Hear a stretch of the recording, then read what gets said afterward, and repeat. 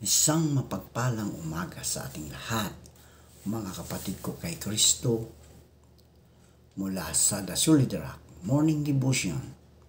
Isang kagalakan na muli tayo ay makapagbulay-bulay ng salita ng Panginoon sa umagang ito. Mga ilang minutong pagbubulay-bulay ng mga salita ng Panginoon upang papurihan at sumpahin ang ating Panginoong Hesukristo. Sumasamba sa Diyos ang iglesia. Ang ating pong pagbubulay-bulayan ay matatagpuan sa mga awit 103, talatang 1 hanggang 4. Ito ang sinasabi, si Yahweh ay papurihan o aking kaluluwa, at lahat ng nasa aki magsipagpuri sa Kanya.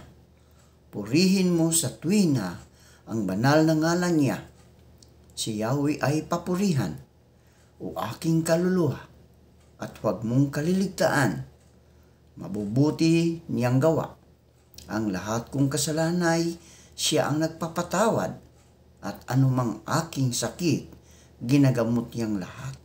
Sa bingit ng kamatayan, ako ay inililigtas, at pinagpapala ako sa pag-ibig niya't habag. Tayo po ay manalangin. Ama naming Diyos na makapangyarihan sa lahat, kami po ay lumalapit at nagpapakumbaba sa iyong harapan na humingi ng kapatawaran sa aming mga kasalanan. Patawarin niyo po kami, O Diyos, at bigyan niyo po kami ng karunungan upang kami makasunod sa iyong kalooban. At gabayan niyo po kami sa lahat ng aming mga ginagawa. Aming inilalapit sa inyo ang aming mga kapatid na nangangailangan ng kagalingan. Abutin mo sila, O Diyos, at pagalingin mo dahil sa mga karamdaman. Amin ding inilalapit sa inyo ang aming mga kapatid na naghanap buhay sa lansangan na sila iyong ingatan sa mga masasama. Amin ding inilalapit sa iyo ang aming mga kapatid na naghahanap ng trabaho, lokal man o abroad, na sila ay makasumpong ng trabaho sa tulong ng iyong banal na Espiritu Santo. Amin ding inilalapit sa inyo, O Diyos, ang aming mga leader ng aming bansa. Pagkalooban mo sila ng makalangit na karunungan, Panginoon, upang ang aming bansa ay magkaroon ng mga pagpapala, biyaya na nanggagaling sa inyo. Ilayo mo po sa mga tukso ang aming mga leader upang sila, O Diyos, ay patuloy na maglilingkod sa iyong bayan upang ang bansang Pilipino, ang mga anak mo ay patuloy na makadama, makaranas ng kanilang mga pag-ibig, Panginoon, na inialay mo para sa amin. Salamat, Panginoon, sa mga katugunan, sa aming mga panalangin, sa pangalan ni Jesus. Amen. Ang pagsamba sa Diyos ay ang pagkilala sa Kanya sa pamagitan ng papuri. Ang pagsamba ay ang pasasalamat sa Diyos sa Kanyang mga biyaya, kasama sa pagsamba ang paghahayag ng ating mga kasalanan at ang kaunawaan ng Kanyang pagpapatawad. Ayon sa Unuhan 1:9, subalit kung ipinapahayag natin ang ating mga kasalanan, patatawarin tayo ng Diyos sa mga ito at lilinisin tayo sa lahat ng ating kasalanan, sapagkat siya'y tapat at matuwid. Ang pagsamba ay ang paglalahad ng salita ng Diyos. Ang pagsamba ay ang pagbibigay ng handog sa Diyos at sa Kanyang mga gawain sa mundo. Ang pagsamba ay ang palalim ng palalim na pagtatalaga ng sarili sa Diyos. Binabahagi ng iglesia sa mundo ang magandang balita. Ayon sa Mateo 28, talatang 11 hanggang 20. Kaya't humayo kayo. Gawin ninyong alagad ko ang mga tao sa lahat ng mga bansa. Bautismuhan mo sila sa pangalan ng Ama at ng Anak at ng Espiritu Santo. Turuan ninyo silang sumunod sa lahat ng iniutos ko sa inyo. Tandaan ninyo, ako'y laging kasama ninyo hanggang sa katapusan ng panahon. Hinihikayat ng iglesia ang kanyang mga miyembro upang lumago sa kanilang buhay espiritual.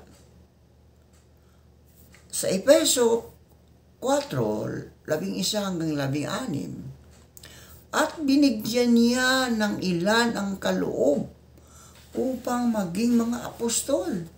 Ang iba namay mga propeta, ang iba'y ibanghilista, ang iba'y pastor at guro. Ginawa niya ito upang ihanda sa paglilingkod ang lahat ng mga banal para sa ikatitibay ng katawan ni Kristo. Ang iglesia hanggang makamtan natin ang iisang pananampalataya at pagkakilala sa anak ng Diyos at maging ganap ang ating pagkatao ayon sa pagiging ganap ni Kristo. Nang sa gayon, hindi na tayo magiging tulad sa mga batang madaling matangay ng sari-saring aral. Hindi na tayo maililigaw ng mga taong ang hangad ay dalhin tayo sa kamalian sa pamagitan ng kanilang katusuhan at panlilinlang. Sa halip, sa pamagitan ng pagsasalita ng katotohanan sa diwa ng pag-ibig, tayo'y dapat maging lubos na katulad ni Kristo na siyang ulo nating lahat.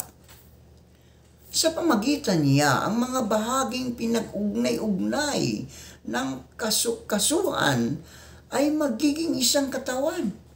At kung maayos na gumaganap ng tungkulin ang bawat bahagi, ang buong katawan ay lalaki at lalakas sa pamagitan ng pag-ibig. Ayon sa 2 Timoteo 2:2, ang mga narinig mo sa atin sa harap ng maraming saksi ay ipagkatiwala mo rin sa mga taong may katapatan at may kakayahang magturo sa iba. Magpatuloy kayong lumago sa kagandahang loob at pagkakilala sa ating Panginoon at tagapagligtas na si Jesucristo. Sa Kanya ang kaluwalhatian ngayon magpakailanman. Kasama rito ang pagtuturo ng doktrina, pagsasanay sa Kristiyanong paglilingkod at pamumuhay ng malinis. Nananalangin ang iglesia ayon sa Efeso 6:18. Manalangin kayo sa lahat ng pagkakataon. Humiling at sumamo sa patnubay ng Espiritu. Lagi kayong maging handa at patuloy na ipanalangin ang lahat ng hinirang ng Diyos. Palagi kayong manalangin at magpasalamat kayo sa Diyos sa lahat ng pagkakataon, sapagkat ito ang kaloob ng Diyos para sa atin o para sa inyo, sa inyong pakikipag-isa kay Jesucristo na ating tagapagligtas. Pinangangalagaan ng iglesia ang mga nangangailangan ayon sa Santiago 1:27. Ang relihiyon na dalisay at walang dungis sa harap ng ating Diyos at Ama ay ito: pagtulong sa mga ulila at mga byuda sa kanilang kahirapan at pag-iingat sa sarili upang huwag mahawa sa kasamaan ng mundo. Pinagpapatuloy ng iglesia ang gawain ni Kristo dito sa mundo. Hinahanap ni Jesus ang mga nawawala, Tinutulungan niya ang mga nangangailangan at inibig niya ang lahat. Gayon din dapat tayo sa mundo. Sa Juan 17:18, kung paanong isinugo mo ako sa sanlibutan, gayon din naman isinugo ko sila sa sanlibutan. Tayo po ay manalangin. Salamat Panginoon sa panibagong araw at buhay. Iniaalay po namin sa inyo ang buong araw na ito at ang aming pamilya. Gabayan at patnubayan niyo po kami sa araw na ito at ilayo sa anumang kapahamakan. Sa ngalan ng Ama at ng Anak at ng Banal na Espiritu Santo. Amen at Amen.